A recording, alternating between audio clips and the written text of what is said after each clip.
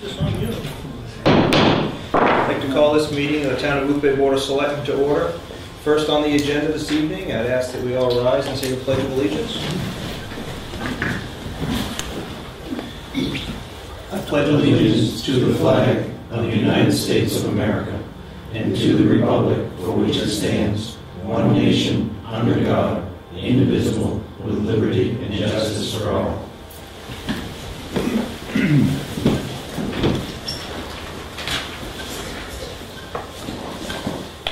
Next on the agenda, approval of minutes of the previous meeting for November 26, 2012.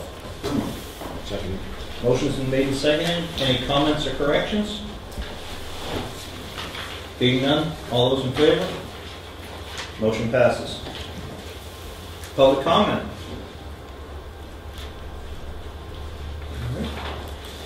Going to take something out of order this evening. I'm moving Bob Fons and the bike ped plan up so that Bob doesn't have to sit through the entire meeting. He can get back on his long trip home. Bob. Thank you. Hopefully you had a chance to take a look at the recommendations. There are 12 recommendations. We added the 12th one for Boothbay Harbor. And if you folks, of course this will be your plan, so you're free to amend it, the Boothbay recommendations. But if you do adopt the plan, I will send it up to the Department of Transportation, where it will serve as a guide for them to fund future projects that are requested by the town. I'll be preparing a memo on the MAP 21, which is the new federal highway transportation bill, was just approved this past summer, and it changed transportation funding in Maine. It's a federal bill, but it changed transportation funding. And so I'll be sending a summary of that on to you fairly shortly.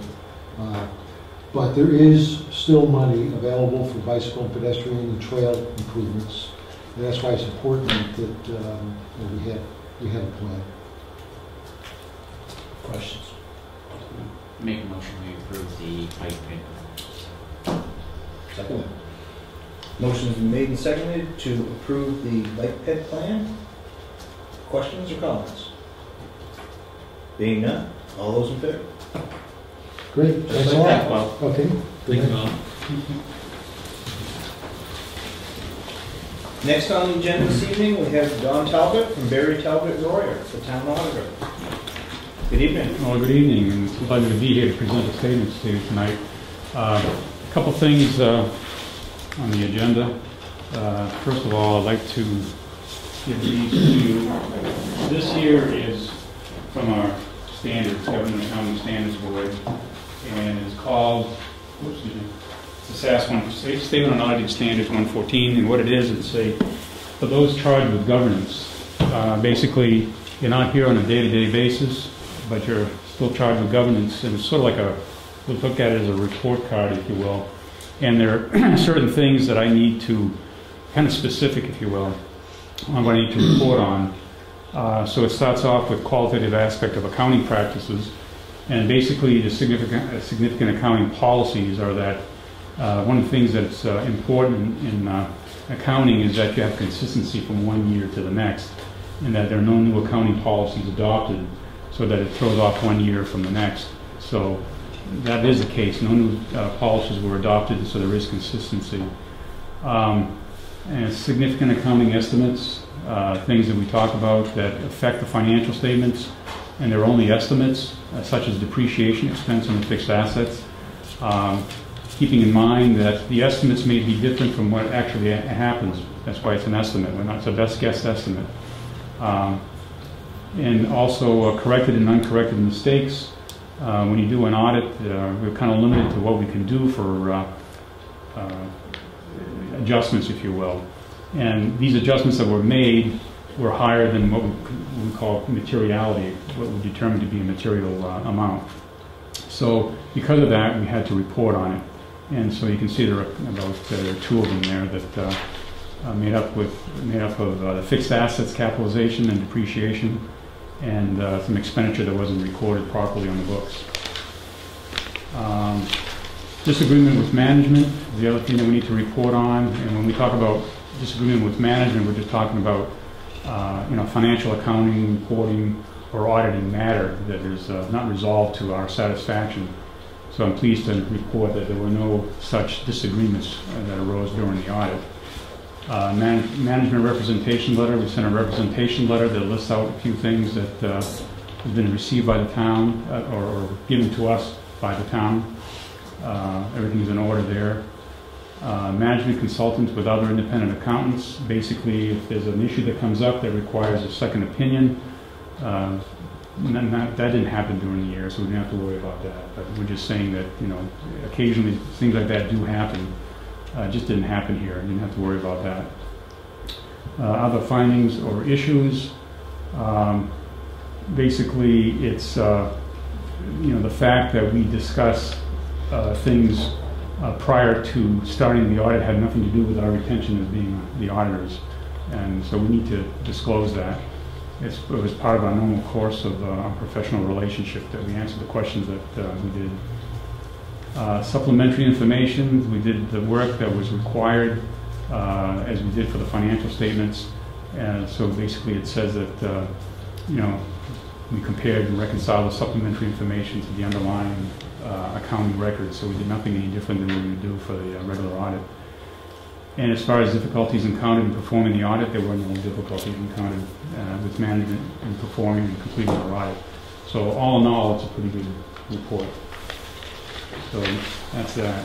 So that's the communication with those charged with governance. I'd like to... Could I ask you Sure. a question? Is this something that just your accounting firm does? No, it's new. I mean, it's not new. It's been around for a few years. Okay. This is the first time I've seen a letter like this before we start the Oh, we should have had one last year. Okay. This is what, third year, I think, to have that, 114. No, I'm saying this is the first time I've had one delivered like this to the board since Oh, I've been okay. here. I'd like to, your attention to the screen. What you have here at the bottom, where it says STMT, that's statements 1 to statement 2, 3, 4, 5, 6, 7, 8.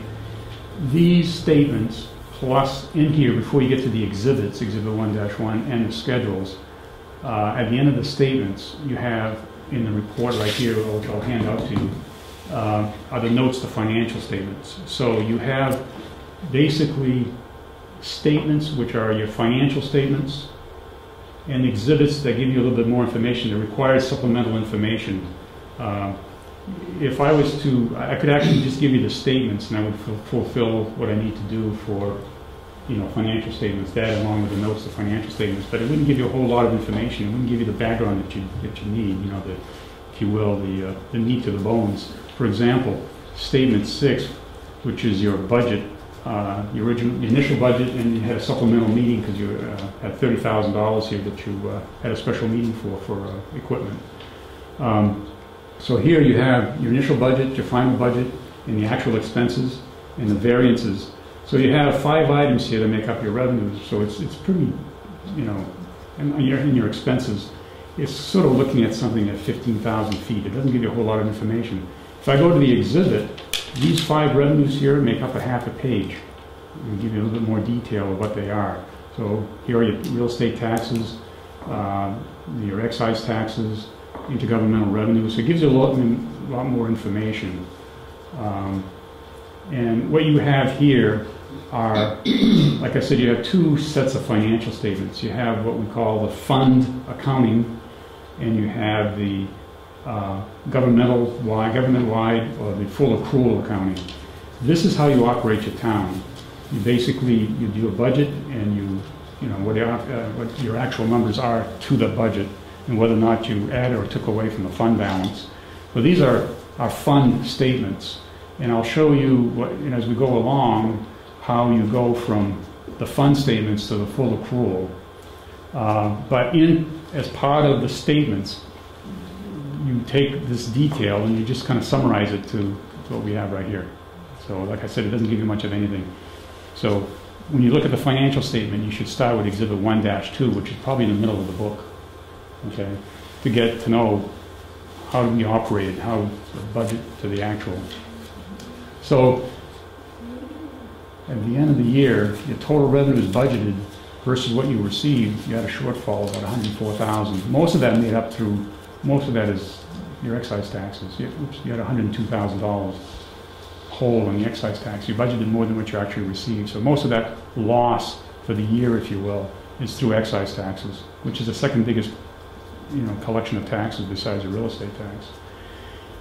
Now you have these expenses. Now they're pretty generic. I mean, it's not detailed enough. So if you go to the Schedule 3, it takes all these expenses and blows them up. Oops. Avoid everything in here. But basically what you have is your carry forwards from the prior year.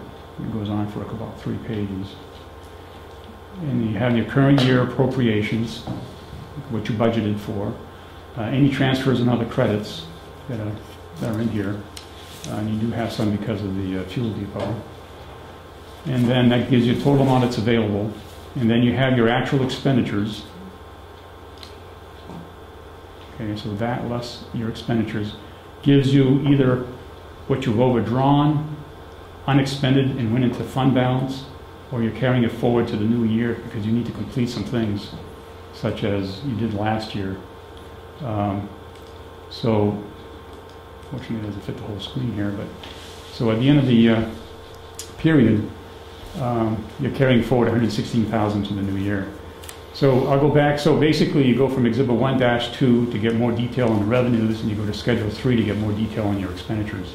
And that kind of rolls back into Exhibit 1-2. So he summarizes the expenditures right here. And so what you have is underspent, if you will, $236,000 of expenditures as compared to $104,000 losses in revenues. So when you net this out against this, you end up with $131,000 to the good. But these numbers here that arrive at this number includes what you budgeted out of fund balance, what you carry over. Basically, this $80,000 that you took out of fund balance, it was a 50 plus a 30 when you had a special town meeting, plus your carryovers from the year before. That $196,000 you'll find on Schedule 3. Right, whoops, just a minute. $196,000 right here, appropriation carry forward. So if you back that out, it tells you what you actually put in or took out of your fund balance. And when you take that out, you net out to a negative $142,000, which is not pleasant. I mean, you're taking money out. What are you talking, undesignated? Well, we'll show you. We'll get to that. I'm just saying, right now, I'm just trying to working my way into whether or not you're putting money in or taking money out of your fund. You mean undesignated fund? Unassigned, yeah, exactly. And then here, this is on what they call a budgetary basis. But what we do is try to reconcile to what they call a GAAP, or generally accepted accounting principle, and we bring in the activity of the reserves. And the reserve activity shows up on, I believe it's Schedule 2, or is it Schedule 1? Right here, where you have the, had to do with the fire equipment, fire department, public works equipment, which you bought during the year.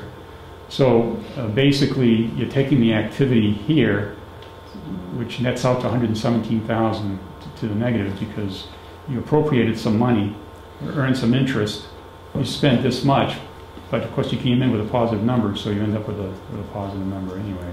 But so when you go back to 1-2, I incorporate that $117,000 as part of the total general fund activity. Okay, this is your operation, and this is your reserves. And so this all rolls up, this $260,000 to the negative rolls up to Exhibit 1-3, and that shows up right over here as a loss number. So what happens is that this follows Government Accounting Standards Board number 54, okay, where you have to break out your fund balance into all these pieces, which so you have non-spendable, restricted, assigned, and unassigned.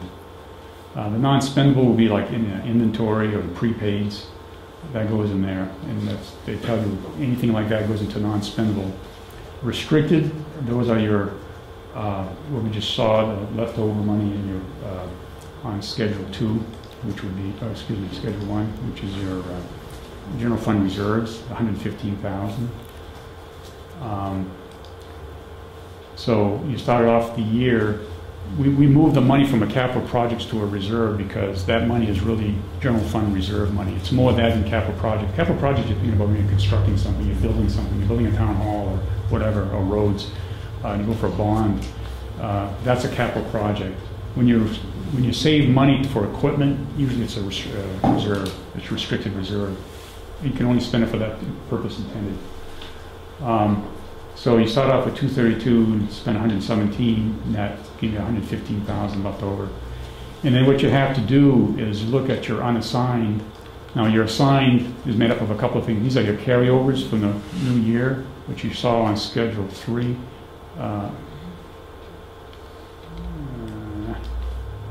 Right here, carryovers, $116,000. So that shows up over here as well. So just what you had at the beginning of the year, and you basically whittle it down to 116,000. Then you're left with your unassigned, and what you have to do is you have to look at this, which you consider your undesignated fund balance, if you will, and you take the amount that you budgeted for that you passed the budget in May or June for the year that we're in now, and we know that you budgeted to use $50,000 to operate the town this year. So we had to take it out of the unassigned and earmark it, if you will, as use of fund balance for the upcoming year. That actually means budgeted use of fund balance for 2013, 12-13, I should say. So that follows the Governmental Accounting Standards Board. So basically what happens is that you have this fund balance here that you've got earmarked for the 13 year. You have this money that's also earmarked because it's your carryover.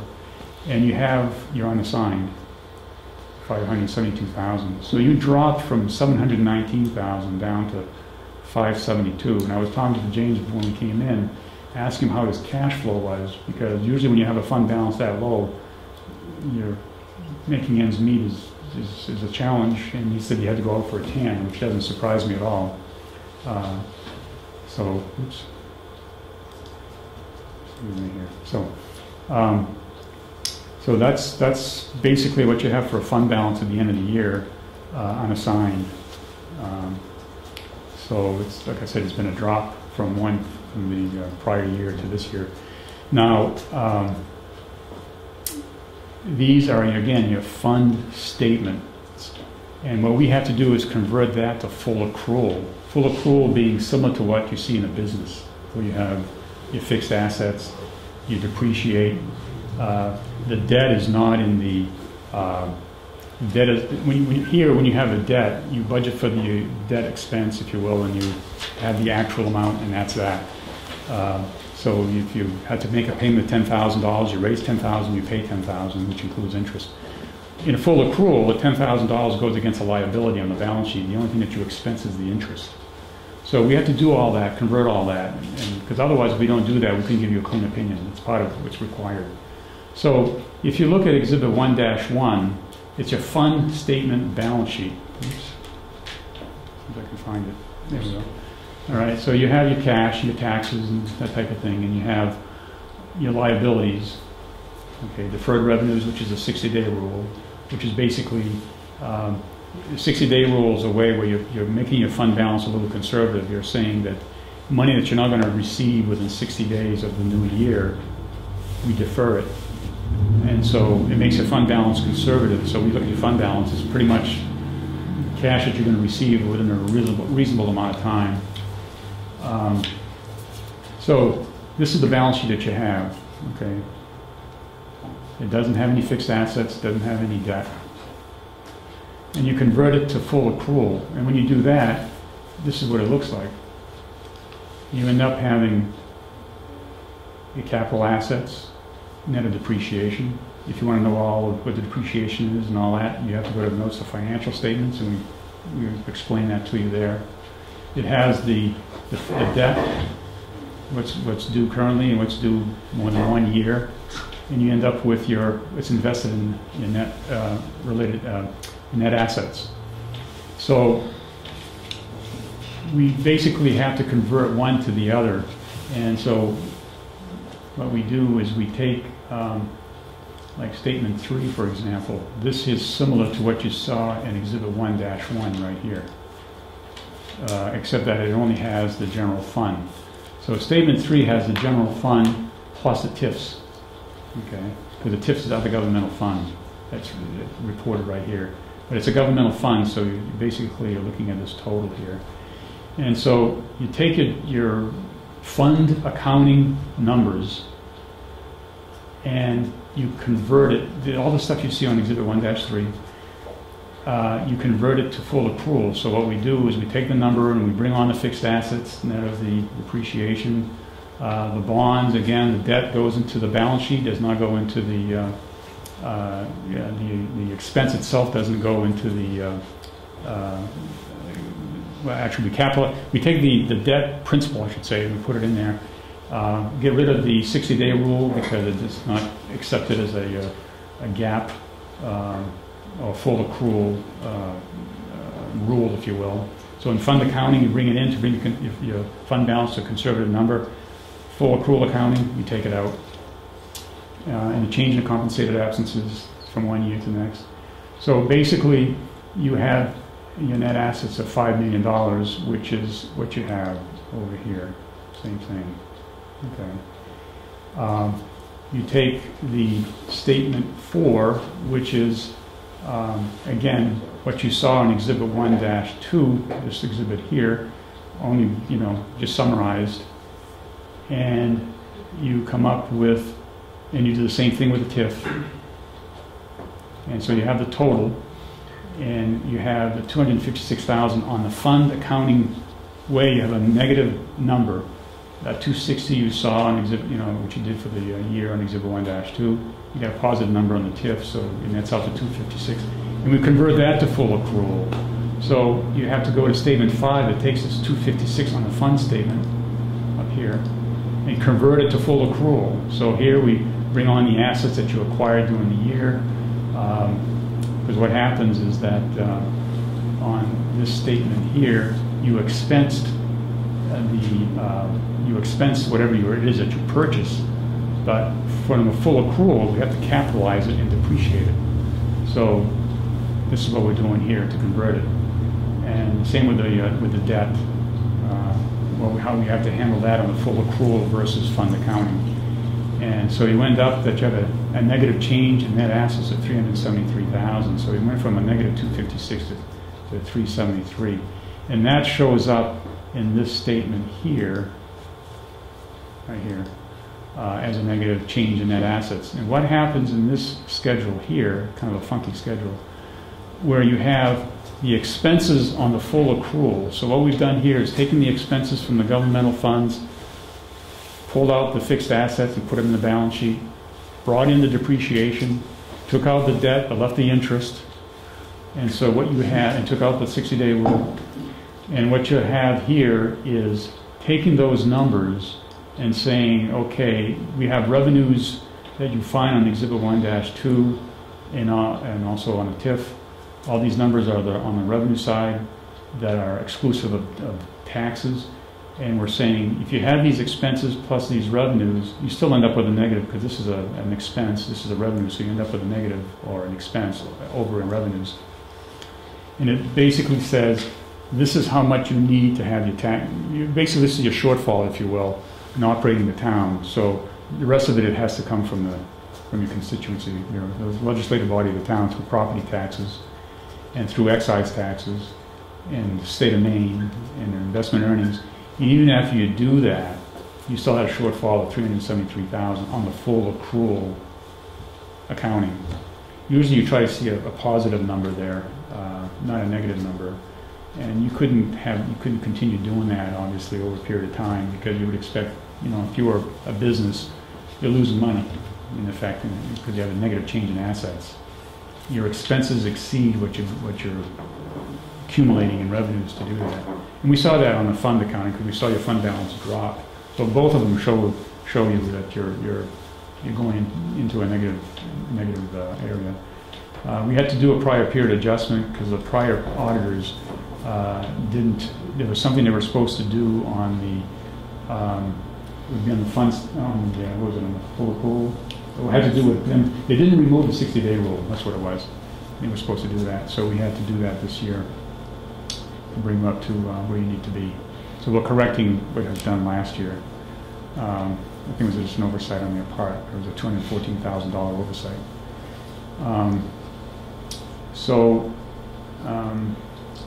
Then we have the, again, this is where I started on Statement 6, which is basically your information from Exhibit 1-2, but it's very summarized. And I showed you how to go to Exhibit 1-2 to get more information on revenues. And where the expenses are, you go to Schedule 3, and it gives you, breaks it out even further.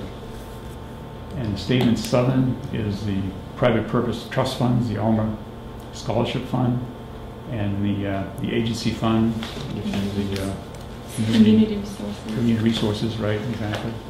Okay, it's just an agency fund. There's no fund balance. It's money that you're holding for somebody else.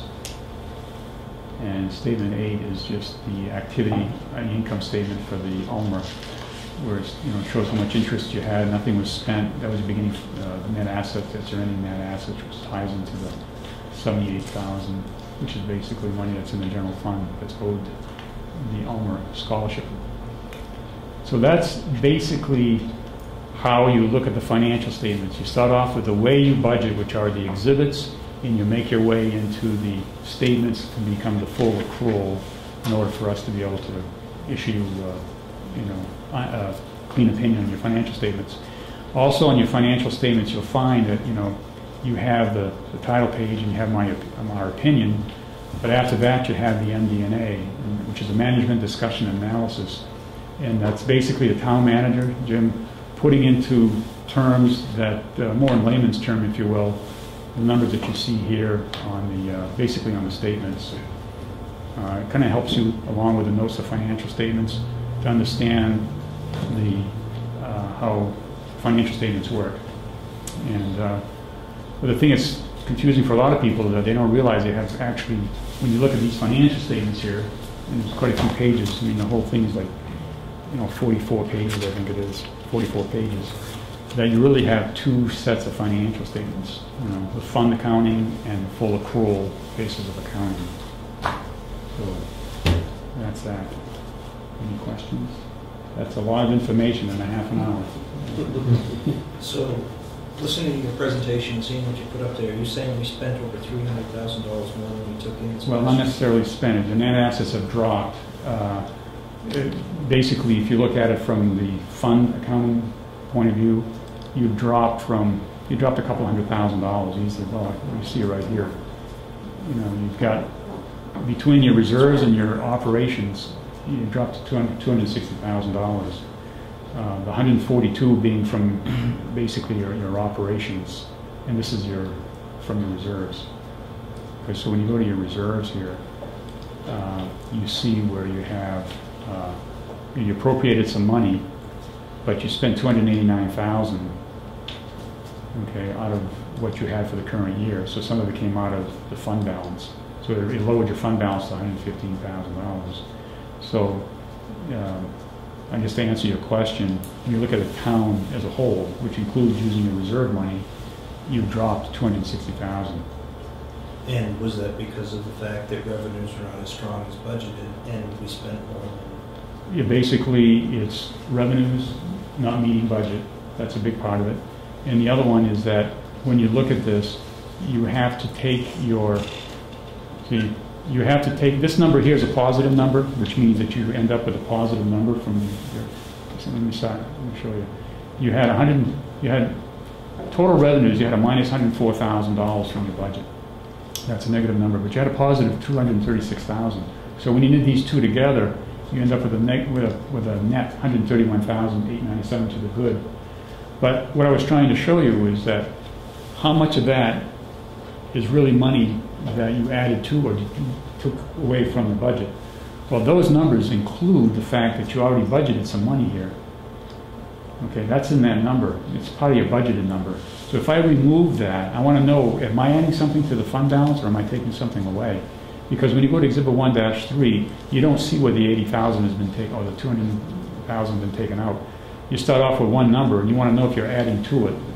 So when you do that, you find that you're not adding to it because I guess what I'm saying is that Exhibit 1, I'm saying that this number here looks good because you've got some numbers that are last year's numbers, if you will, are in there. They're money that's already been put into your budget. So to know whether or not you're adding to it, I got to remove that. And saying, okay, you got new money or you don't have any new money, and you don't have any new money.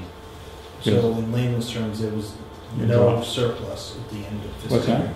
That in layman's terms, there was no surplus right. at the end of fiscal year That's 12. correct. We had to That's pull correct. from the undesignated fund. That's correct. And you can see that over here because you went from a $719,000 amount down to $572. So you go. I realize that 50,000 of that is only moving it from one pocket to the other. But if you add 572 and the 50 compared to the 719, that's what you actually dropped in your, unsigned, if you will. It's called unassigned fund balance. It's about roughly 100,000, if you added the 50 to it. Well, the 50 is, like I say, yeah, basically, you got 572,089, whoops, and you have 50,000. So between these two here, you got $622,000, if you will. But that 50,000 is spoken for. You expect to use it this year. So that was included in our undesignated fund before? No, what was included before was the 80,000 and 196,000. That was built into your budget because I needed it to balance your budget. That's why you have a no negative number or no positive number. There's just no number because when you take your budgeted revenues here and you take your budgeted expenses and you factor in how much you need to take to balance your budget, which you do right here, those numbers are included in these numbers here. So, I just needed to know, it's as if if you had $50,000 in your savings account and at the end of the year you have $49,000, you'd say, well, I spent $1,000 because I'm comparing the 50 that I had, now I only have 49, so you spend $1,000. Here it's the same idea. You have 131,000 left at the end that shows that you have excess revenues, if you will, or excess funds over your expenditures, but you got a built-in $80,000 in there, 80,000 plus 196,000. That's embedded in that number. So if I remove it, it tells me whether or not I've added anything to it. I'm removing, $270,000 from that number, so it leaves me with a negative number. And like I said, you can tell because you see a drop in your fund balance. So basically, we created an artificial surplus. No, there's no surplus. What you have is just a reduction. That 131 that you were just showing us Right here? is Yeah, actually an that artificial 130 surplus because there was the 80,000 and the 196. That's right, that were embedded in in there. this. That's right. Exactly right. Exactly right. But I mean, that's how I have to show that because that's how I balance your budget. Right. Because you needed to put that money in there to make things work. And so I have to do the same thing. But when I'm looking at it from a fund balance standpoint and saying, are you adding to it or are you taking away from? You're taking away from.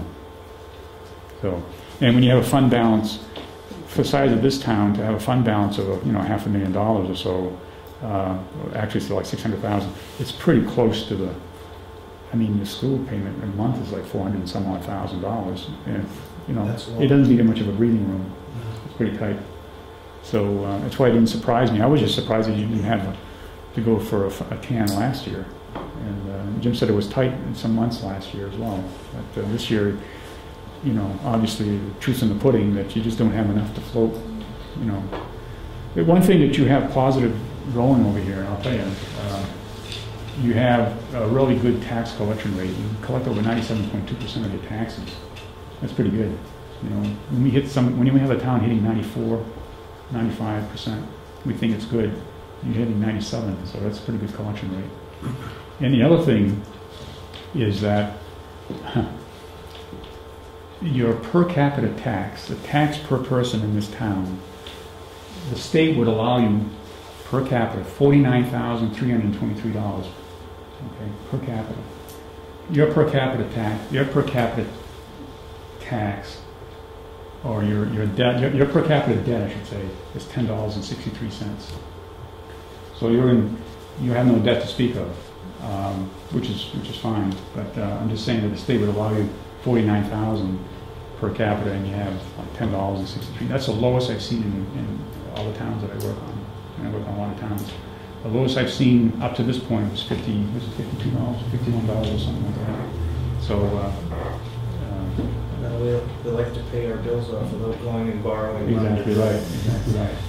But because you have a low fund balance, you know, you can't do a whole lot. And so someone's going to have to give. What are your recommendations? Well, that's a good question. I mean, I'd have to see what you have for a budget and what it is that you have plans, you know, what your comprehensive plan or what it is that you're doing, going out there, needing to do. The reserves, you don't have a whole lot of money in reserves. Are there things that you plan on spending on in the near future? A well-managed town has reserves. They put money aside each year, even though they don't specifically need it for a while, but they know they're going to need it down the road, so they budget for it. There's, it's a hard question to answer without getting into the woods, get into the weeds, if you will. From a global perspective, you just need to I think you just need to have more of add to your fund balance, because you're going to end up having to do more TANs. There's nothing wrong with that because rates are pretty low. It's just that, you got to pay it off, and you get into the cycle where you continually have to do that, you know. I can just say for myself, I'd be much more comfortable if it was in the 800 to $1 million range than the 577. I'll tell you, I did a calculation based on what auditors, you could have 5 auditors, I'll give you 5 different answers, but generally speaking, okay, they'll all agree with me that you take what I'll do is this, you take your expenses, you're just a grader of expenses of your revenues. In this case here, it happens to be your expenses, $8,578,800, plus money that's going into the TIF, $24,000, to give you a total picture of what your expenses are. And that's $8,602,845. Divide that by 12, and it gives you $716,904 times 2 months. That's usually what they're using. What you're going to have people arguing about it, whether or not it's 2 months, 2.5 months, or 3 months. So you're looking at a fund balance of $1.4 million versus what you have right now. I think I'd mentioned that I thought 1.5 was appropriate, and Yeah. we were just ballparking it. Yeah. At that. It'd be somewhere between these two, between 2 and 2.5 months. That's where you'd have, like I said, if you had 5 accountants, some would say 2.5, some would say 3, some would say 20% or whatever. But I use somewhere between 2 and 2.5. I would probably take these things and average it out, and if I would come up to 1.5. So yeah. Tom, one thing that we discussed when you were very early in the auditing process was how you were tracking town meeting through the chart of accounts to the audit. Right.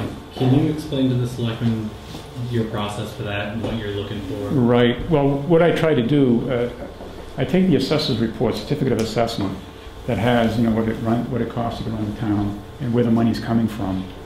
And I was having problems tying those into the way the budget was being presented, especially on the revenue side. It was really what was voted on the revenues versus what was on the assessor's report didn't tie at all.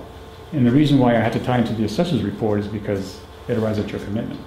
So if you have that wrong, then your commitment's not going to be right. So not that your commitment was wrong. Again, I'm not saying that. I'm just saying that when you look at the minutes of the warrant articles, and you look at what you had for revenues on the assessor's report, you just couldn't tie it. And with the new chart of accounts that's been adopted, that should be much easier that was to next year. right. That was the game plan. So we spent a lot of time trying to make things work here, massaging the numbers and making things work out. And we had troubles with the TIF. The TIF was combined, and that's why when you look here at the TIF, this thing is on, it's right here. When you look at here on the TIF, I have a balance of $36.95 is the unassigned balance of the TIF. I can't tell you if it's Hodgdon or if it's Washburn Dowdy, because they were kind of mushed together, and because usually what we'd have is a schedule that would, actually we do have a schedule, but we couldn't report it because we're not sure it's accurate. But we kind of dummied one up just for the heck of it. We call it do not print. But what we did is we took the Hodgson and the Washburn Dowdy and said, okay, well, we knew at least where the revenues were coming from, but we couldn't tell you what the beginning fund balance was. So we ended up with $36.95. We're comfortable with that. We just don't know who owns which piece. It looks like you overdrew on the Hodgson because you gave them money that they didn't think they had coming. And then on the Washburn, I think you owed him some money. So we have all that in the current year. So all we're sure of is that this number, we're just not sure how it gets broken up. And I think somewhere along the way a decision is going to have to be made so we can kind of continue and go forward. Because otherwise, I don't like not having TIF not indicating what the net assets are for each one of them.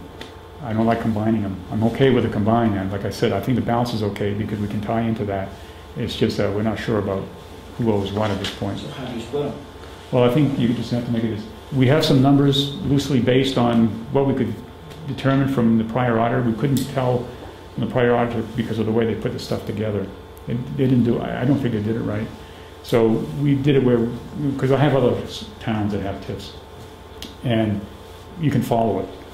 And so that's why we couldn't take what you had and break it up into its pieces because we couldn't follow it all the way through. And you should be able to. So we ended up with doing this on the P&L, on the income statement, and on the balance sheet.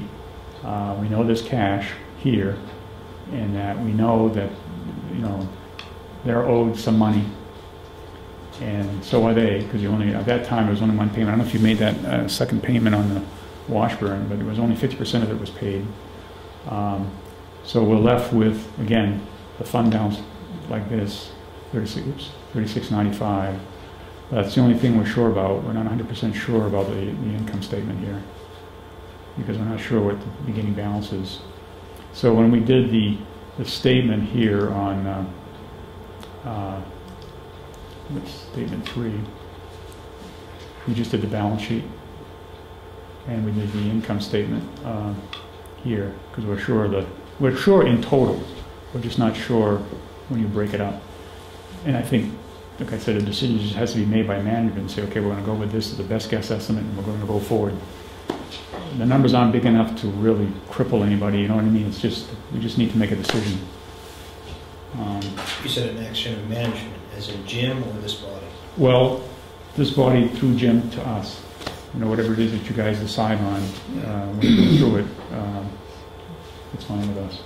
We were getting through the Betty Better business equipment tax season, Mm-hmm. and then right after we're done there, John and Mike were supposed to help us kind of do an autopsy on the tip. Okay. Yeah. It was, it was interesting too because on the assessor's report it was $26,000 that was budgeted, but only $24,000 went in, and I can see why it was confusing. The way it was set up, I don't know if it was set up by the assessor, but the way the years, you have a fiscal year, and you couldn't tell if it was being done on a calendar year or a fiscal year, because some years you'd overpaid, Hodgdon, and then you stopped paying, so it was kind of building up. So then we had a liability at the end of the year, and then Washburn was starting, so that one wasn't too bad. That was easy to follow, but there was only one payment, even though there's supposed to be two payments. So there's a lot of stuff going on. It just wasn't clear. And TIF's not that complicated. Is that the assessor's responsibility? Well, I mean, yeah, to a certain extent, the information, because they have the valuation of the property, and that's the other thing too. The valuation had gone up for a couple of years, 2-3 years, so the numbers always stayed the same. And so it's, did you pay it or didn't you pay it? So we did some digging, and the way things got mushed together in the financials, there was just no way of knowing for sure how you break it up so that if you owe somebody or we knew at the end because we knew only one payment went to Washburn and you owed some money to Hodgdon. Jim, this has been corrected, right? The tip. So the payments are going out. We still need to do a little bit of, like we said, we're going to still do some background. And what we're going to have to end up doing is retrace our steps for every year of the tip until it all makes sense. Because the beauty of the TIFs is they weren't started at the same time, so you can go back to a point where there's only one TIF existing. Right. And then we'll just retrace our steps. It'll take a little while. That's a lot of work, yeah. It'll take Mike and John and me all delving into it Give it together. a couple of months. Yeah, we'll have it done before end of fiscal year for sure. You know, to put in my own thoughts is that our Trio software can do all of the work that was a little bit hazy last year. That has to be kind of re-encapsulated by Don and accounted for in the audit, but we're not using it to benchmark and keep track of revenues and expense properly. So now we're trying to restructure that, and that's what we're talking about with the chart of accounts. And that's only expenditures. You can do the same thing with revenues, and we can make essentially this process 1,000 times easier if we use our accounting software to its best of its ability. Yeah, I mean, we encountered stuff that we did not expect to encounter in doing the audit. So we got bogged down just trying to, I mean, I did work with your, I guess you'd be a new assessor, right? Yes. For a while and trying to sort things out, but, you know, again, you can tell it's just going to take a while. You've got to go back to the beginning. It's going to take you a while to do all that digging, figure out where the money went, and because some money was spent, and this money that should stay in the TIF itself, you know, and so all that needs to be clarified. So, listening to what you're saying, and then the issues that you ran up against were all procedural, and these are correct? Well, we have, we have here, these are basically, pass it off.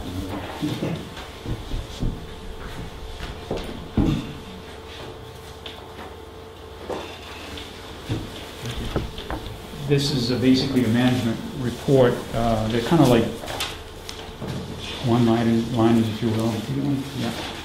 That things that,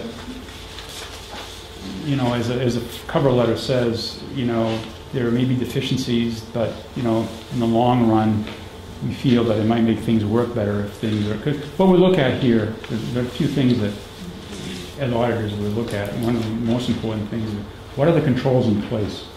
Because auditing is a risk-based approach, and it's a risky business, if you will, in that you're looking for controls, and the controls start from the top up, top down, I should say. So it has to be something that's accepted by the, you know, the selectmen, work their way down to management, and we're talking about, you know, reducing risks that things may not be properly, you know, basically trying to control the material errors that could make their way into the financial statements if we, you know, if we didn't find it. Because what happens here is that we can't look at every number because we'd be here all year. So there are certain things, the procedures that we do based on the standards, our standards, that, you know, we hit, you know, the salient points, but there's always that possibility that something could go undetected. So controls are really important. So that's basically what our cover letter says here, that we try to mitigate that as well as make operations maybe a little bit better by improving controls. And you can see the kind of bullets, if you will. It starts out with the IT controls, things like, you know, employees using generic passwords. You know, we're looking for accountability. You know, if somebody goes in there, I mean, if something happened, how would you know who did it? I mean, everybody has access to it. You know, you could blame him, you could blame you. You know, nobody's to blame, because either you fire everybody or you know what I mean. So it has to be accountability, and basically that's all we're saying here is that it's the same with separate cash draws. It's not always practical, but it's people have to be accountable. If you're short change at the end of the day, or you're over, who's accountable for that? Whose fault is it? You know. So, in the issuance of receipts, Marguerite, you could probably discuss some of these things that you found as you went through the steps. Sure. Usually for the general operations, for cash collections, receipts were issued during the year. It was just in the community resource side. that we didn't see any evidence of receipts being issued. And if you don't give out a receipt to somebody giving you funds, you don't really have any internal controls over it. So every time you issue a receipt, it's like you're making sure that there's a paper trail of those funds. So assurance of receipts.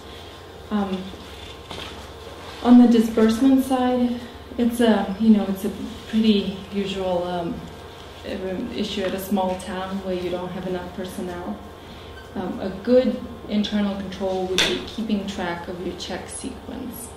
So one easy way to do so is to indicate on each warrant what was the last check number on the previous warrant, what checks were used on the current warrant, and what's the last one. That way you can make sure that all of them are accounted for, including voided checks and any corrections that needed to be made.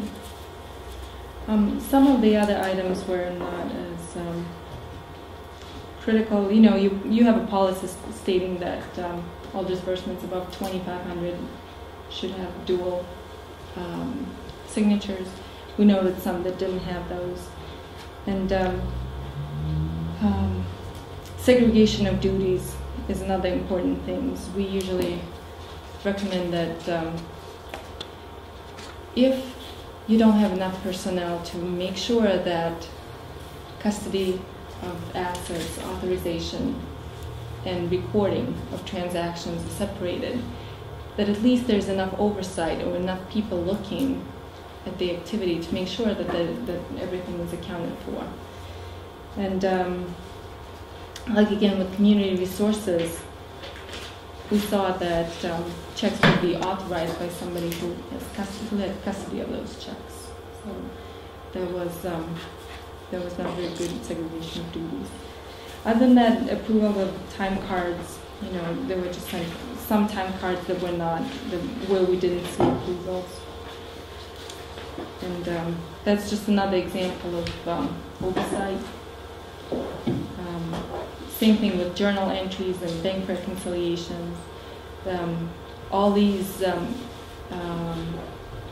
suggestions or recommendations, they go back to oversight, really. Budget monitoring, Don discussed that.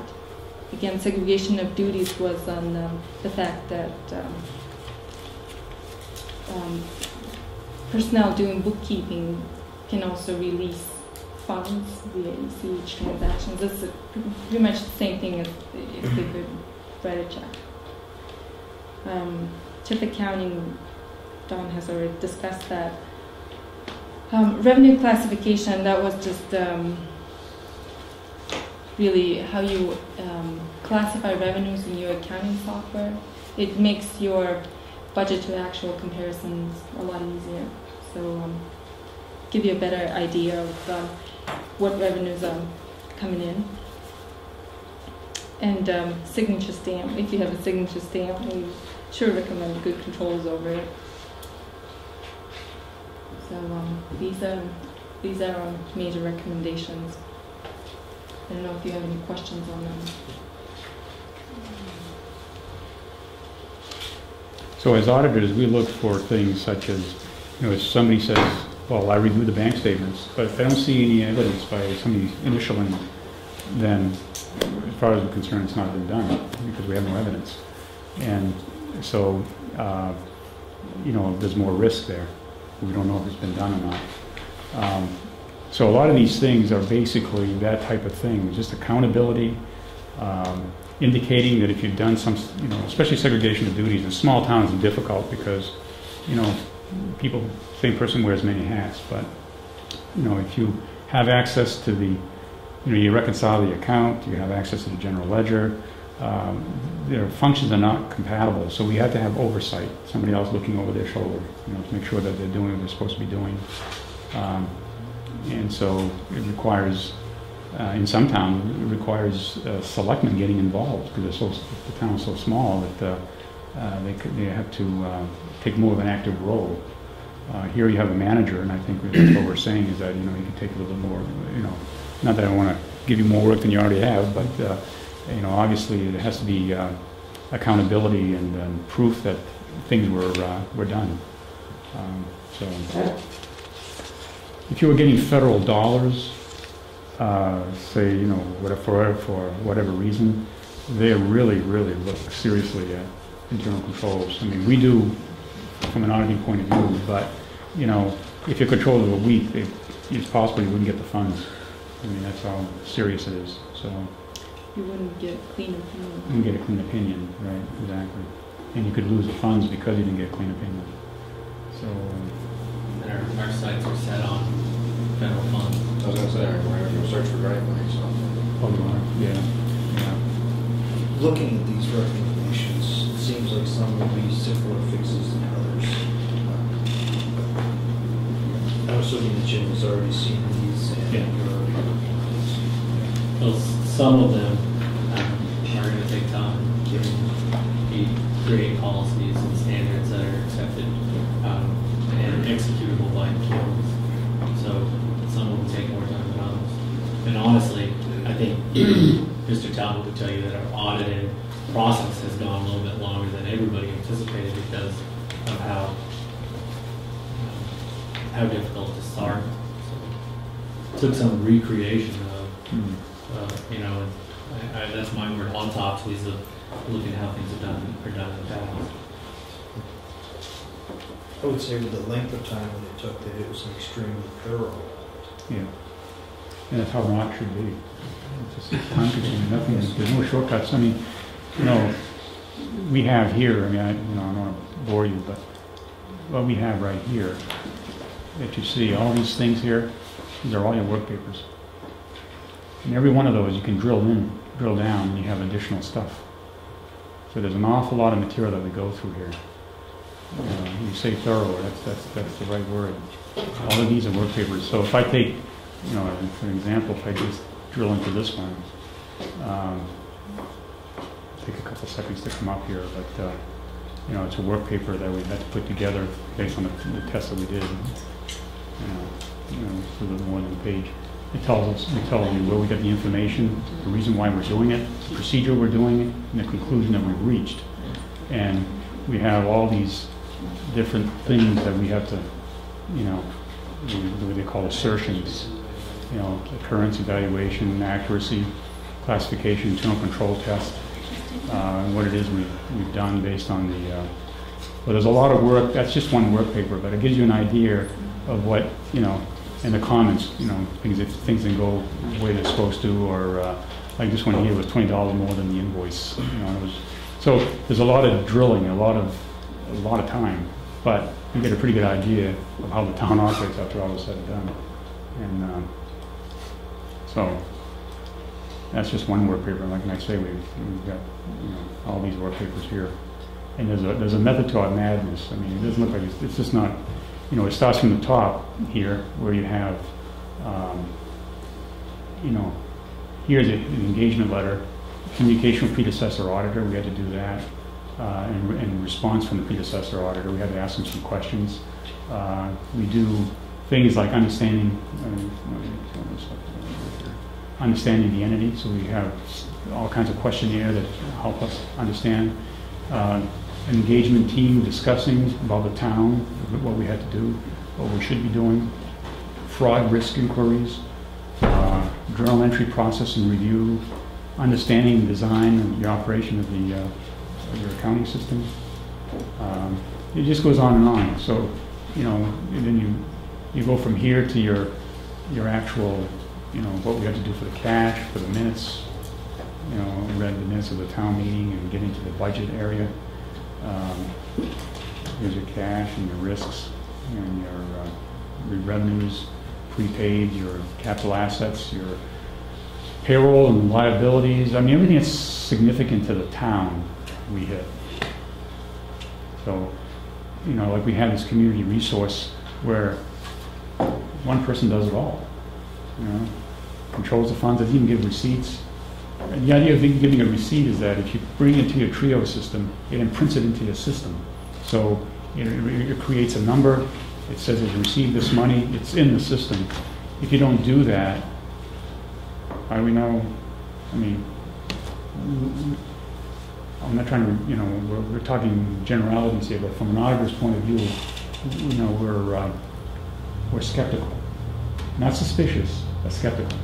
So what happens is that, if there are no controls, I kind of wonder, If you weren't like that, then I wouldn't want you to. Yeah, right. And then community resources is a good example of something that we don't.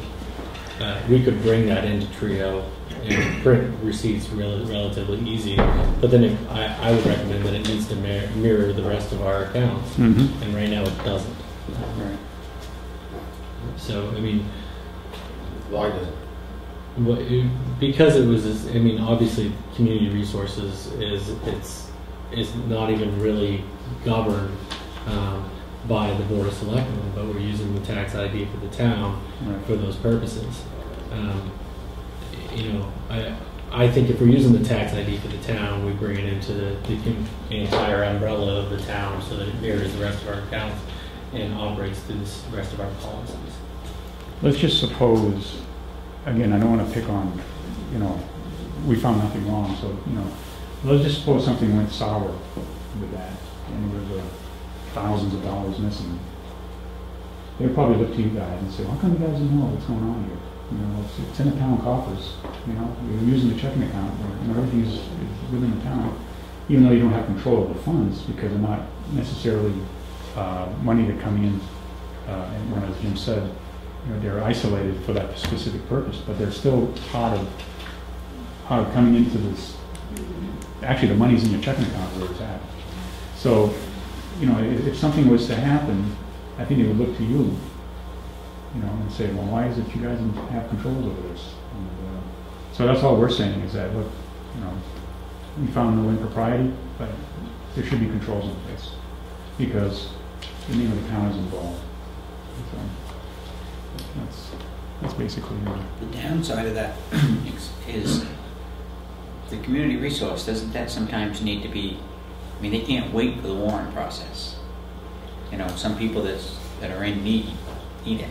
How could you do that to mirror the town's policies, but yet be able to spend the money when you need to? There's methods and a bunch of methods that we could put together. We could put together theories and bounce them off of Don.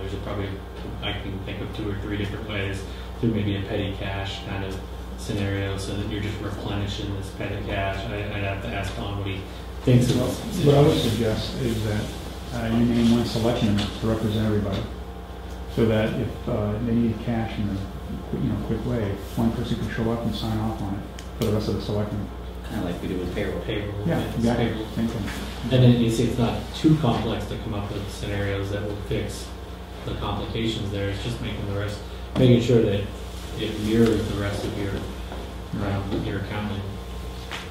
Because obviously, I'm not even a signer on that account, but that's a town account.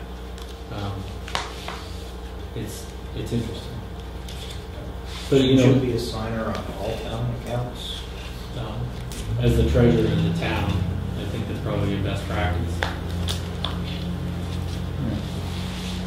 So right now, you're just the town is an agent. Correct. But with Don and his team's assistance, I think management can tackle everything that they pointed out as long as they have support from the selectmen, because it's going to take a lot of work. We're going to have to focus on creating policies and implementing policies. Don't have a choice. Other than the fact that our undesignated fund is lower than all of us would like to see, and the items that you pointed out that Jim's already working on for change, we're set good other than that? Mm-hmm. As far as we can tell. There wasn't anything else. We had discussed that. Otherwise, it would have made the management part. Yeah, it would have been, you would have in front of you, exactly. So if we implement the changes that your folks have recommended, this should be a much easier audit for you next year. It'll Mhm. still be thorough. Right, it's just, an audit takes a lot of time, because, again, pretty thorough, and, so, I mean, I can only assume that it was that way in the past, but I don't know. I mean, I was asking Jim, was there a presentation of the financial statements, from the prior auditor? I don't know if that was the case or not. Not in the form that you've given us Not tonight. nearly as thorough as this. Usually we get the books. It's almost understandable. So take that as a compliment. Yeah. There's a lot to it, It used to be, years ago, not that complicated. You had fund accounting and that was it, but now it's, you're gonna go into the school pool, 11 wide, they call it, so it's required. And, otherwise we couldn't issue a clean opinion. An example of thoroughness he saw on his list of documents that he has is the overlapping debt from Lincoln County. I can tell you I've never provided that for an auditor before. So that's pretty thorough. Yeah, I would encourage you to look at the financial, but we've got, these with you. I didn't pass them out because a lot of times we're tempted to look at it while we're trying to project something, and I wanted to make sure that we had your And you're paying attention. Yeah, well, it's easy to, like I say, you're probably end up starting in the middle of the book, but, Well, it's easier for us to see it on the screen, Right. you to go where you need to go, Right, rather right. than flipping through a bunch of yeah, if I would have said turn to page 23 and somebody's still on page 20, and, it's kind of complicated, just go here, go a little bit better. If anybody has any questions, or you think of something later, feel free to give us a contact, I've got my telephone number in there. Okay. Feel free to call us, either Margarita or myself, or go through James if there's some difference. My guess is once we actually have time to digest it, Yeah, there may be questions, but just yeah, read the notes. a lot of it Yeah. was a lot to try to digest in an hour. There's a lot of, you're right. And like I say, the notes, the financial statements are an integral part of the whole thing, so it helps you to understand. Because you have in the beginning you have the MD&A. The MD&A, Management Discussion and Analysis, when they first came up with that, you'll see that in corporations. It was a supplemental information, they put it in the back. Then they said, gee, this is so important, maybe we ought to put it in the front. So they've done that. So that's there. You have our numbers, the statements, the exhibits. The statements, you have the MD&A. First of all, you have the MD&A. You have the statements. You have the notes of financial statements. You have the exhibits that give you a little bit more meat to the bones, if you will. And then you have the schedule that gives you even more information. So that's kind of the progression of how things go. Do you think all these controls can be done internally The controls for changing the way we do stuff? And signing, designees and stuff like that? I mean, I realize outsourcing some of the town business would make things, would expedite things. yeah, that I would have to really be think it's necessary. to outsource things. I think you have to weigh the cost, and it'd be one thing if you did that and you were able to save some money. But even then, I'm not even sure, because I don't know any town that actually outsources. The only thing you may see outsourced is payroll, maybe. But for the most part, everything else has to be, because you need so many people to operate things. And if you say, well, we'll get rid of one person and just keep two, that may not work all. May not be something that you want to get into. So outsourcing is you got to work the numbers, and I've yet to see a town be able to say they can outsource and then work it out. Well, just looking at the proposed changes, I think we can do them in-house, even if it means that one of us has to be the dual signer on the larger checks. Something that simple. But Jim can put all that together and discuss it with us.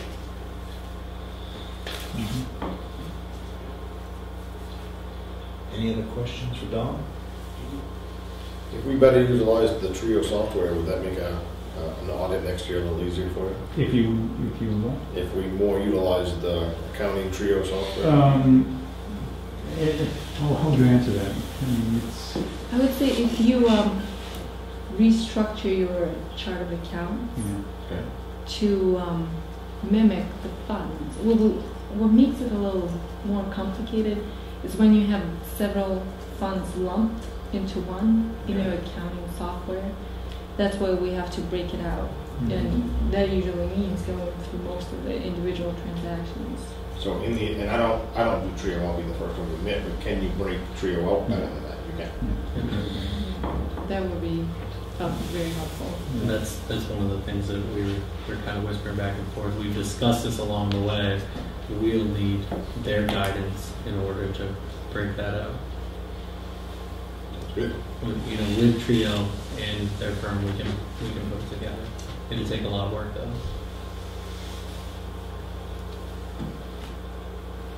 Any other questions? All right. Thank you for coming in. All right, very welcome. Hopefully this helped. If we can just give Mr. Talbot a couple of minutes to get back up. Yep.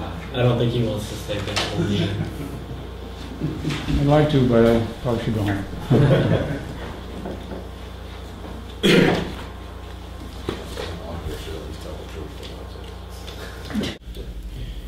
All right, next on the agenda, John Ziegler from the Boothbay Region Water District and Kristen Hebert from Maine Rural Water Association. Thank you very much for having us. We're here tonight. We just were down at the Boothbay Harbor Selectmen. Earlier this year, LD 1832 or 34 was passed, and that was the enabling legislation for the Boothbay Region Water District to consolidate with the Southport water system, and it required a vote of all three towns, which all three towns overwhelmingly approved in November. However, in that legislation, there was also a second part that the legislature put in, and our charter right now prohibits officers of municipalities to serve as trustees if they're actively officers of a municipality, which is part of the standard charter language, which our charter is. The thing of it is, the town of Southport, the Southport water system, since 1921, it was a collateral duty of the selectmen to also be the commissioners. The two commissioners that are now two trustees that are my bosses now would like to have an opportunity to at least run and serve as trustees, and that's where this question came from. And so what it would do, we have to put a ballot on each, the legislature requires us to put a ballot on each one of the three towns that we serve to have the question go to the people. Kirsten is with Maine Rural Water, and you've seen her before because she was here with the other legislation that we had, and this is the same thing that we have to go and have a special election to bring that question to the voters. I'm going to turn it over to Kirsten for in a second, but the one thing I want to tell you, two things I want to stress. By being a selectman of any one of the towns does not automatically make you a trustee. You still have to run independently by our rules, by our charter, to become a trustee. So that's one thing. Whether you're a selectman in Southport doesn't make you a trustee. Secondly, any cost that's incurred by any of the three towns will be 100% reimbursed by the district for the special election. And with that, I will turn it over to Kirsten for the nuts and bolts. Nuts and bolts. Doesn't that sound exciting? Thank you. You're welcome. Thank you. Thank you. Okay, so what I've just passed out, in the packet, you'll see on the left-hand side a set of calendars for December, January, and February. And according to the state election process for a referendum, or in this instance, referenda, in that we've got multiple towns, you have to have the 45-day notice prior in order to get this moving. And because the individual that would like to run as a trustee in Southport would like to have some information as to whether or not he would be eligible to do so prior to the town's meeting, that puts us on a fast track. So if we back up those 45 days, that puts us looking at a special election on February 26th. So on the calendars, you'll see that we've been here this evening, as you certainly well know. And this evening, we are in hopes that the board will put forward the order of referendum vote. And essentially what that does is it just sets things in motion. And the next step would be to do your notice of public hearing and then do the warrant for referendum vote. And you guys have just been through this process for the first phase, which was done during the November 6th national election. The documents on the right-hand side of the packet are the particulars with respect to what the actual forms would need to say, and then the enabling legislation that it references with respect to the state election law. So this evening, the very first one on top, the first one on the right-hand side of the packet, is the order of the Board of Selectmen to put forward the referendum vote and public hearing. And that's what we've come tonight in hopes that you would be willing to sign this, and that would initiate the process so that the district could move forward with all the other necessary components and then hold the special election in February. Each of these documents have been vetted with our attorney to verify that they are correct. And they're the same documents that were used for the November 6th election process. So no changes have been made since that time to the state's election laws. John mentioned that the cost is borne by the district. And I have also been able to send the forms electronically to the town clerk. So she does have them at this juncture. And that way, as you go forward and you decide what days or evenings you're going to hold various public hearings and put forward the warrant, you'll be able to fill in the dates accordingly. I'm happy to answer any of your questions. So, this is for one particular person? No, it's actually, well, it's for you guys too. Right. It's to allow municipal officers to also run for, right now there's a prohibition in our charter that municipal officers cannot run for trustees. This would change that. Expeditiously, in the short term, yeah, we would like, because the selectmen have been the commissioners forever as a collateral duty, which that will no longer be the case. We would like for the transition period to hold on to a couple of those trustees for a while anyway, because they have all the institutional knowledge of the system, and it will make the transition easier. That's from a purely the district's point of view.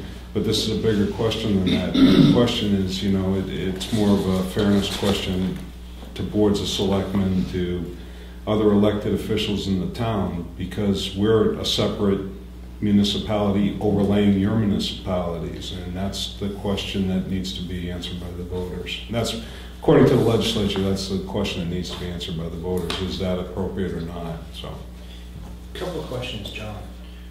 Why couldn't we have done this when we voted on the merger to begin with?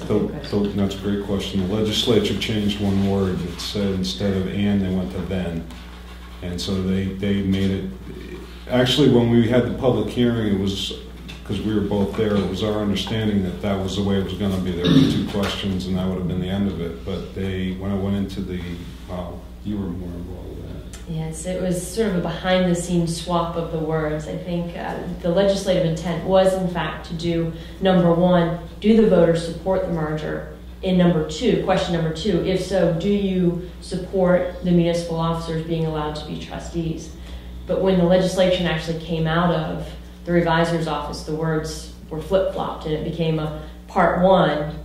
And after you receive a majority vote in all the towns, now you get to part two. So it became an additional cost for the district, still trying to accomplish the same goal. So what you're saying is the state cost a local district more money than... Surprise, surprise. Connected that. The second question I have for you is, how will this work? Will it be a total vote of the district as a whole? Will it have to be all three towns saying yes, or All three 2/3? towns. All three towns have to say it. Same as the first. So if one town says no, it kills it for all. We have a 2-year window, and it'd be up to my trustees to pull the trigger again. We have a 2-year window from when this was enacted or signed into law to get this done. We can do it as many times as necessary, but it's just up to the trustees. You know we have to do it once, for sure, and 'cause that's state law. And What happens in the interim if one town says no and members of the select boards can't serve? What happens to the folks over in Southport? they will not be able to run. And until this is either approved or thumbs up or thumbs down by all three towns. But that vote would be standing, as I understand it, the vote where it was positive would remain positive, and it would be up to my trustees to tell me what they would like to do in the other town. If this failed, how long are the representatives from Southport currently going to serve before the next The election? first board was installed 2 meetings ago, last month, and they happened to be selectmen, and by law they can do that. Current selectmen. The first term is done in May, and the second term will be the following May. And currently, Gerald Damage is the one that's up for. His term will be over this coming May in 2013, and Smith Climo will be his term will be up for either re-election or done the following May. Do they get elected at their town meeting, or? Yeah, it'd be no different than and they will also vote for the at-large, which is currently Ken Marston and Boothbay, and he'll have to run there, but he just has to get on one ballot, and then he's automatically on the other ballots. How does that work when they vote in March and we vote in May? They'll have to vote. We'll have to set it up so they vote in May. Oh, okay, so they would have to vote in May for the at-large guy. But they can elect anytime their successor, and you know, and in a lot of ways there's nothing wrong with that, because they can get up to speed. They'll have time to go to meetings, but they won't be voting members. And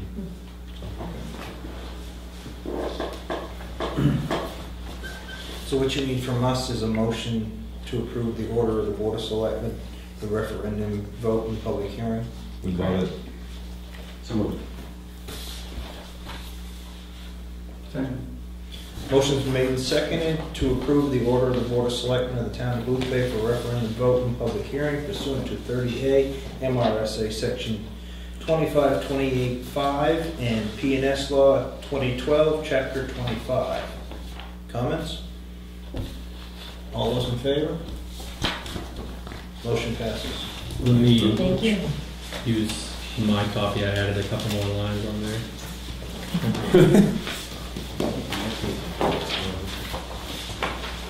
Awesome. It's at the public hearing if we vote to move forward with the secret ballot referendum issue And and then the warrant Warrant for, for- yes, yes. In each of those dates are a drop dead date, as opposed to, you can do it anytime prior to the dates that are on the calendar there. You just can't do them after that point, so.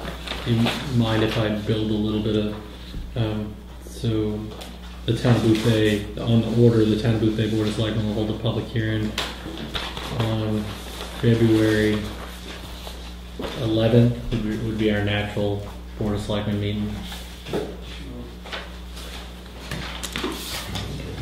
Now, looking at the January date, we must file the order of referendum notice on it before.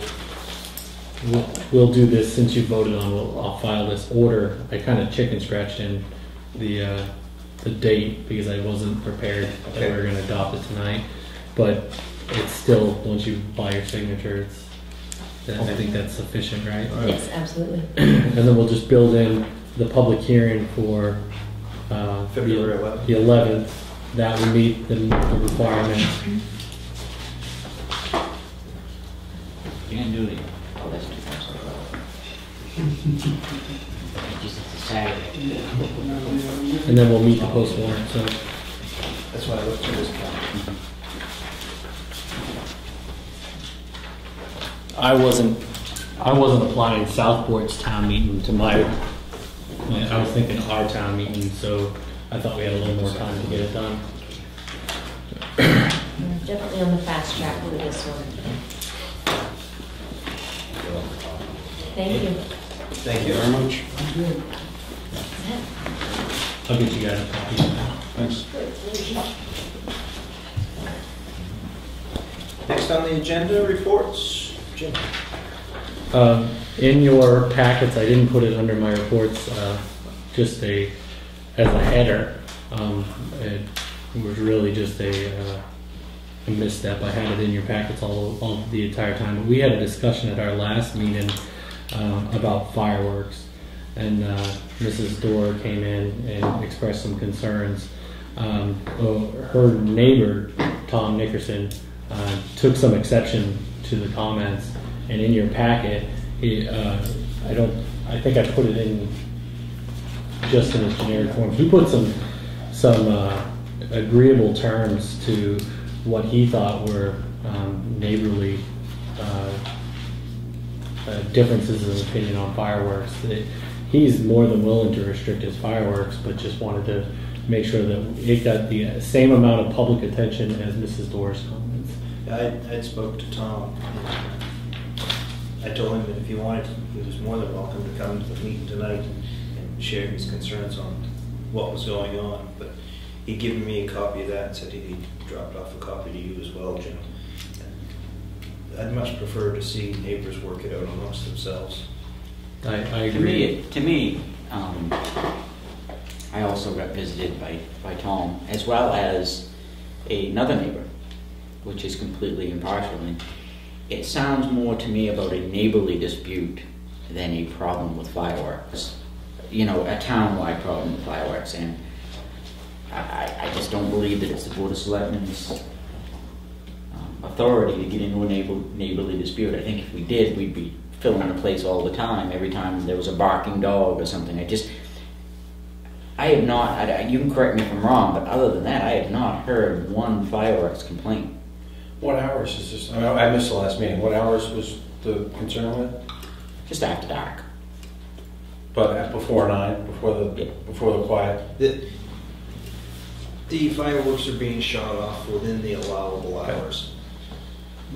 I believe that it's a neighborly dispute, and that's all it is. And I don't think that it's our job to get into a neighborly dispute. Personally, that's how I feel. I don't think it's out of line for Mrs. Dorr to not like a change to law that affects her, and I don't think it's out of line for Mr. Nickerson to want to use the law to the most of his ability. No, I agree. Sometimes neighbors don't agree. That's what's great about America. You agree to disagree. More concerned with. But where Mr. Nickerson thought that everything was represented publicly to the selectmen in front of everybody on Channel 7, he wanted the same opportunity. So I told him I didn't feel like he needed to be here, and I would express his thoughts.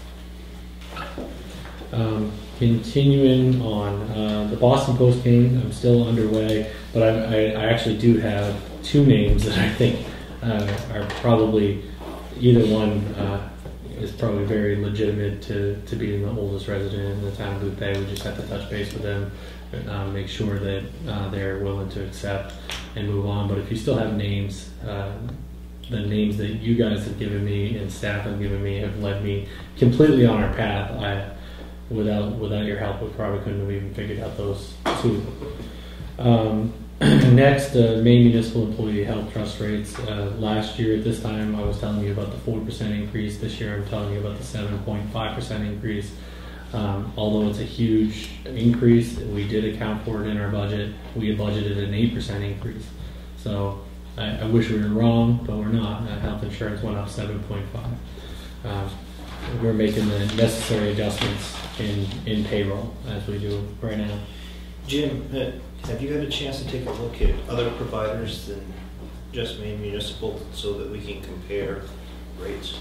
Yeah, matter of fact, I have more experience in this than I want, as in my previous town, we did a similar analysis trying to figure out Maine Municipal Employees Health Trust versus the plan that the Teamsters had, and we started bringing other scenarios into play. And I'll tell you, the Maine Municipal Employees Health Trust as a whole provides a really good service.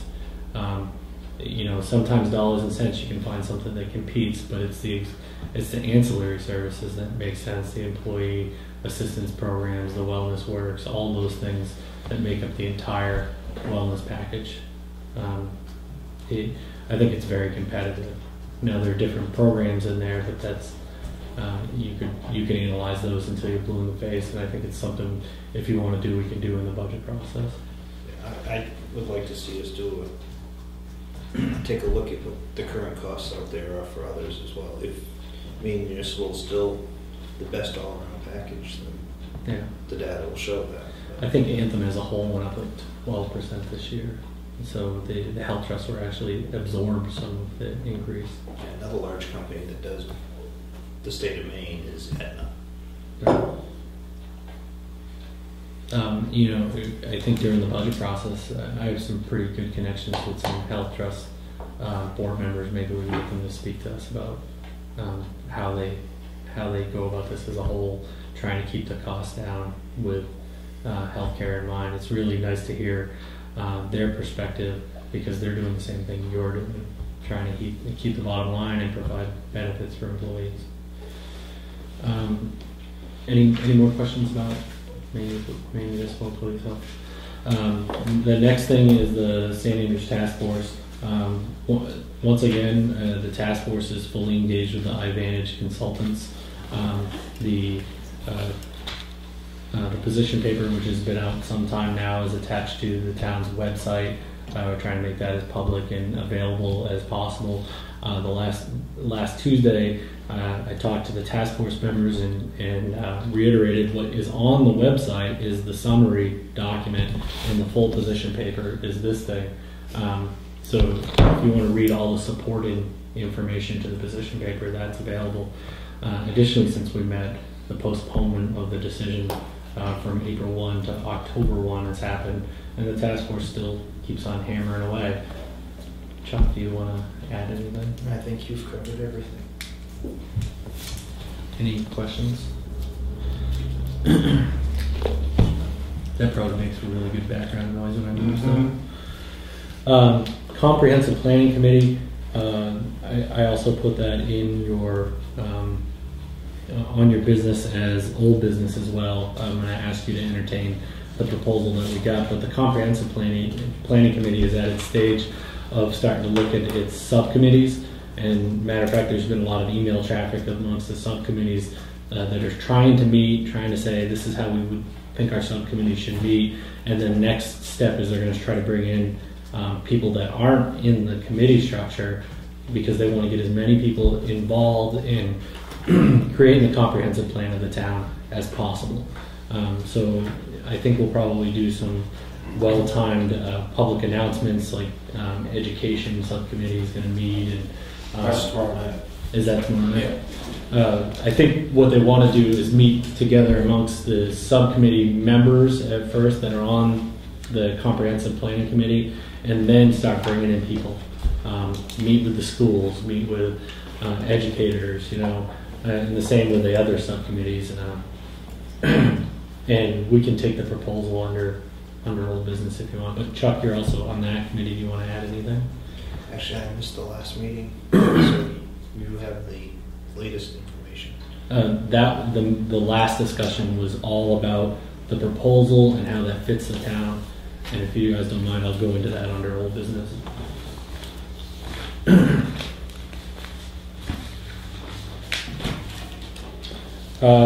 And then the department head meeting that we had today, and honestly it was a really quick department head meeting where some of the other departments are kind of winding down for winter work, and I'm getting ramped up for budget work. So Public Works, they're really doing truck repairs, and now they have a kind of a mild winter starting off, and they're actually getting a lot more cutting and roadside work done than they actually anticipated. They're fully prepared for that first snowstorm And we put in our request that it happens 4 days before Christmas, so we don't have to pay overtime. Well, I'm assuming that if it gets much colder out there tonight, they'll be out doing a little bit of sanding and salting. Yeah. Yeah, we did get a lot of rain, and I know inland it was icy, so we're expecting that to spread out. Assessment, I wanted to report this last meeting, but it was in my notes. I didn't report it. But our assessor was doing Betty and Better forms with all the local businesses to make sure that they are appropriately filed, which is one thing that we want to make sure that if you have a local business and you don't know about Betty Better or you don't know how that aligns with what you're doing, just talk to our assessor who's here on Wednesdays. They will do most of the work for you. The last 2 Wednesdays, John was in instead of Mike.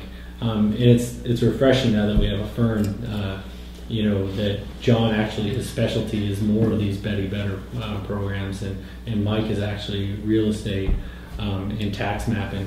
It's kind of nice that we get specialties amongst the same firm. Jim, would it be worthwhile to just explain what the Betty Better program is for new businesses that don't know what that is? Yeah, it's a state program for tax reimbursement. So if you have personal property on your local business, it's in your best interest to, and Mike or John, either one of our assessors can explain it better than I can because they deal with it every day. But if you pay personal property taxes locally, you want to make sure that you speak to our assessor within the You're staring at me.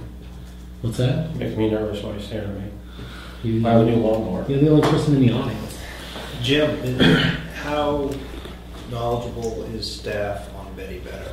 So if somebody came in, other than the Wednesday that the assessor is here, should be able to walk them through it. Lori's had a pretty good briefing from Mike and John on how to funnel them to Mike, funnel people to Mike and John, because Mike and John are the most appropriate people to do the actual filing of that paperwork. It's not complex, but they've kind of created our system, so we funnel everybody to Mike and John. But if you're here any other day than Wednesday, Lori has the paperwork and she can get that for you. And what she's probably going to do is scan it, email it to Mike and John, and they're going to be on the phone in no time. So even if you're not here on Wednesday, we can still service anybody that has questions. Code enforcement. I'm actually pretty proud of this, and I don't know why I'm proud, because I absolutely did nothing in achieving this. But we announced that Dan had finished all of his code enforcement and local plumbing testing and is completely certified as a code enforcement officer. Well, Lori just finished all of her testing as a code enforcement officer, and so we have 2 employees that are recently certified on code enforcement. Lori hasn't done her local plumbing yet. That's for another day. But it wasn't within our plan. We kind of overachieved, and that I'll give all credit to Dan and Lori for taking that training on themselves. So in a pinch, we could send her out to do an inspection. And not even in a pinch, I'd say they're as equally familiar with our zoning laws, equally familiar with shoreline zoning, equally familiar with the laws that apply to code enforcement. Excellent. We will be asking for an appointment in the near future, but I didn't realize that Lori was going to be done so fast. You asking for what? An appointment from the selectmen, so that then she'll have the authority as well. And then I will shed any responsibility in code enforcement and go back to management. The business office is preparing for automatic foreclosures, which happen later in the month. I know it's not much of a Christmas present, but that's just the way it falls with our tax commitment and year-end closeout. How many is there? I didn't refresh my count last time to check, but I think we were down in the 20s last I checked, which usually is how it goes up until last week. 20, you said? Yeah, I think something like 24. I'll have to double check. I'm just pulling that from memory. That residence is in foreclosure? Yeah, but usually banks will wait until the very last week to see if the property owner will do anything before they pay. And So you do have to go to the bitter end sometimes. And those that don't have mortgages can come in and discuss it with you to work out a payment. I would say even if you have a mortgage, it behooves of you to keep your property interest in your own control. Come in and see the town. You can see me specifically, and we'll guide you through the process. Yeah, I didn't mean it that if you have a mortgage, don't worry about it. Yeah. You have that extra layer where the bank will say, hey, you haven't paid your taxes. Recently, we had a property owner that is privately renting to own. He through email stated to me, "I'm not concerned about property foreclosure because I'm just renting to own." When I explained to him the foreclosure law and keeping it out of foreclosure is in his best interest, and this is how we can achieve it, he had a strong realization that he should have some action and probably save some of his property rights. So we're going to just steer people in the right direction. So if you got a foreclosure notice, come and see the town. Conversation doesn't hurt anything. And we'd much prefer to see somebody work on a payment plan than lose their property. Right.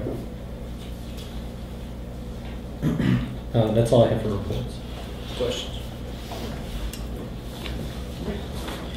Old business, Spirit of America Award. In front of you is the refined resolution, which I took out the section in which I was going to list all of the volunteers.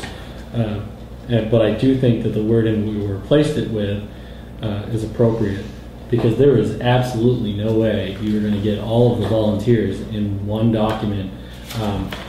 And you probably saw it on the register's website. I'm not sure if it was in the hard copy. But I asked Peggy Powis to help us put together the list of all the volunteers. And this is the list of the volunteers. So we weren't going to get it into a local resolution without making it a 3 or 4 page document. I think we can probably capture the intent through the resolution and try to recognize as many people as we can through another private ceremony. So I'm putting forward this resolution. If you want to adopt it tonight, you can. If you want to make changes and adopt it later, you can. I can say from being on the task force that the vast majority of the work that's been done wouldn't have been accomplished without the many volunteers. And I do want to thank them for all of their effort.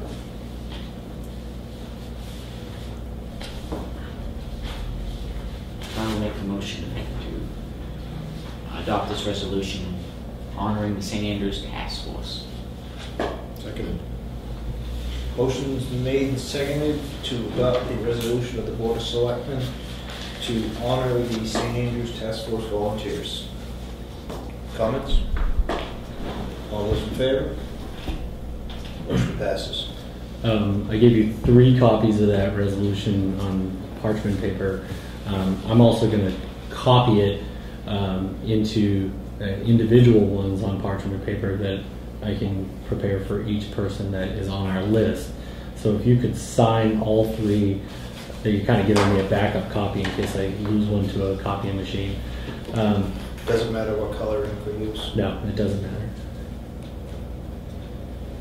And the copies that I made for you you can see picked up a little bit of the parchment paper color.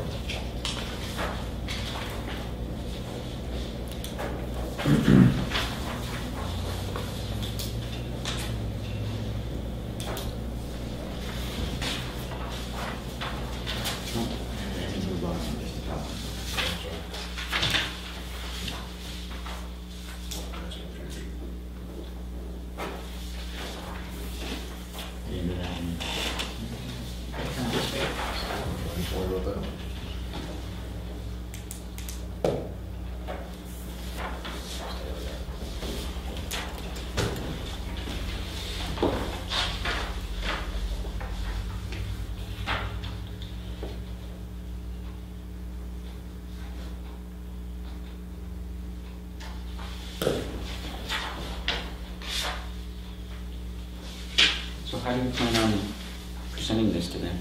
It's going to be interesting when I actually ask Peggy Powis for her thoughts. I think we're going to try to hit as many of the volunteers in like a small ceremony as we can, probably in conjunction with a task force meeting. It'll take some thought. We may do it after the holidays just so that we can hit people at a good time. I'm not sure we could get everybody to show up for a small ceremony prior to Christmas. Do we all need to be there? Should we be there? No, I'll probably solicit at the minimum Chuck as the chairman, but as many selectmen as I can for a small ceremony. So I'll be in touch shortly. I'm going to put these together in a little bit tighter package in the near future. Well, if the task force meeting, you know I'll be there. Right. Next under old business, comprehensive plan consultant search. So the negative side of doing our RFP is we only got one proposal. So we didn't get multiple proposals. But the proposal we did get was very, very, very good. Essentially, 3 of the organizations that put in a letter of intent to put in a proposal teamed up to put in one proposal. So the proposal that you have is from Planning Decisions, and now they're going to subcontract Wright Pierce and Terry Dewan.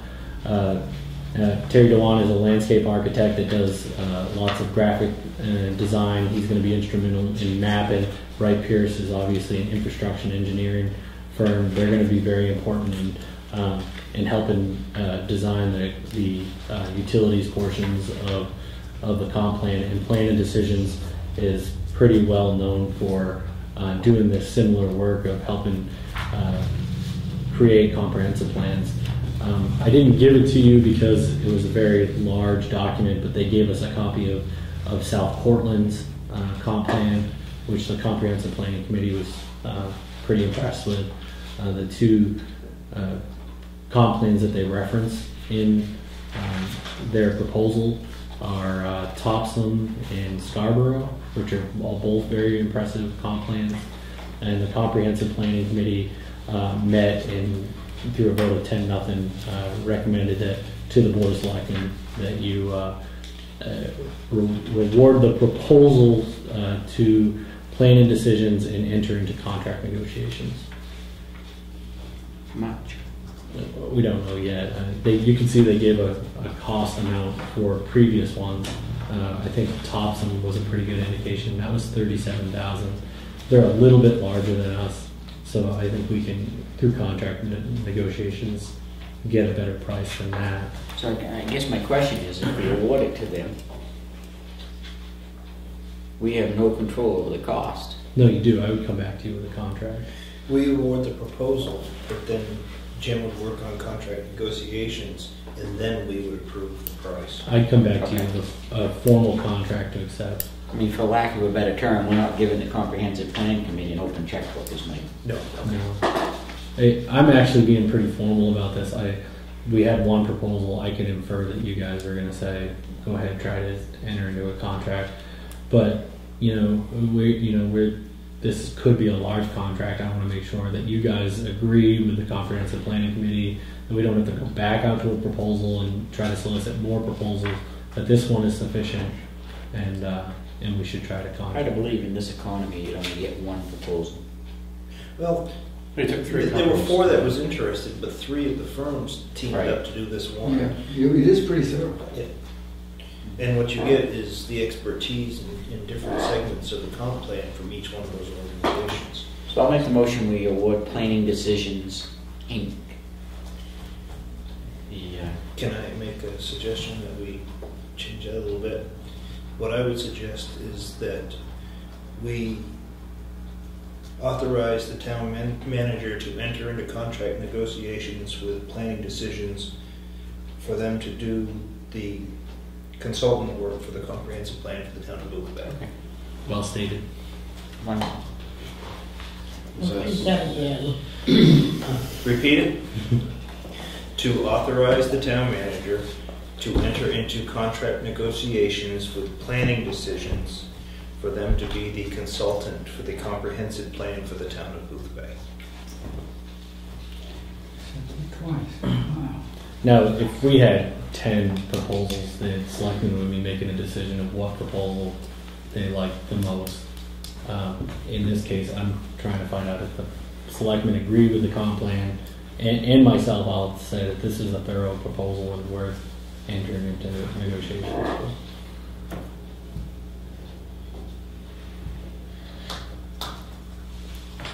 So, you making that motion? Yes. I was wondering if there was Yes. a motion in there that I could possibly second. Sure you did. But I wasn't sure myself. So yeah, I'm seconding that. Question? Being none, all those in favor? Motion passes. Excellent. If you guys want to skim through it, I didn't see any left in my package. That's the South Portland comp plan. You can see why I didn't copy it.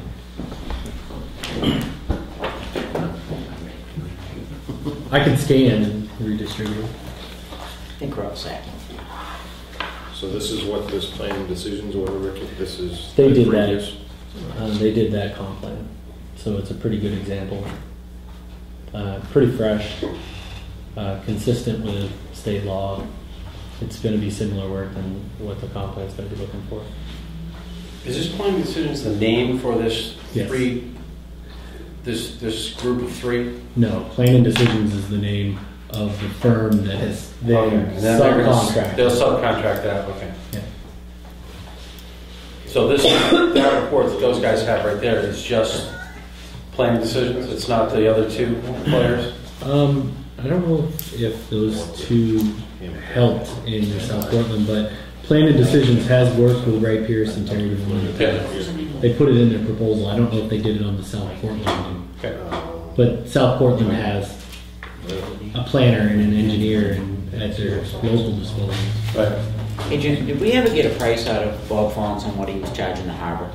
Remember I asked him, I don't think he ever gave us an answer though. I'm just curious to compare that to what we're getting from... $30,000. Yeah, it's 30 grand. Yeah. And that's what we've budgeted. And Planning Decisions is well aware of that. So what would be interesting is if you can, you know, you get the resources of one Lincoln County, whereas if you get the same rough figure from an organization that's kind of pooling their resources with Wright Pierce and stuff, we're getting a heck of a bang for the buck. I think if we can contract this proposal for near $30,000, that we've got a heck of a bang for the buck. Yeah, this is the way you want to look at it, believe me. It's compared to... He does bring snacks. I mean, it's nice. He does. Cannolis, cookies. Okay, next on the agenda, new business. Town manager compensation. Through our discussions in executive session, we've discussed that I am in the third year of my 3-year contract, and we haven't specified the compensation, but we've agreed in terms. So since it's not specified in the contract, you do have to make a motion to set my compensation at 68. 68. Yeah. Okay. I will make a motion that we set the town manager's compensation at $68,000. Second. Motion's been made and seconded to set town manager Jim Chaos's compensation at $68,000. Comments or questions? Should it have after favorable review in that motion? You've done the review. No, but that's what I mean. After a favorable review, we've set it at... I would say yes, add that. Okay. Meaning that you've done one. Yes, after. right. Okay. I got you. Because I thought you were going to be doing that. Right. That's the... So you amended your motion Yes. to include that. All those in favor? Motion passes. Thank you. Public comment. I've been chirping away. I'm all right. You're all set, Frank? Well, I've been chirping away through the whole thing anyway. Enjoying the freedom. I'll entertain a motion to review the warrants and sign them. Second. All those in favor? I'll entertain a motion to adjourn. That's the first time I've heard Douglas speak all night. Second. We spoke a few times. All those in favor? Who seconded Doug's motion? I did. What, are you saying you were so surprised you didn't hear it? No, I heard him say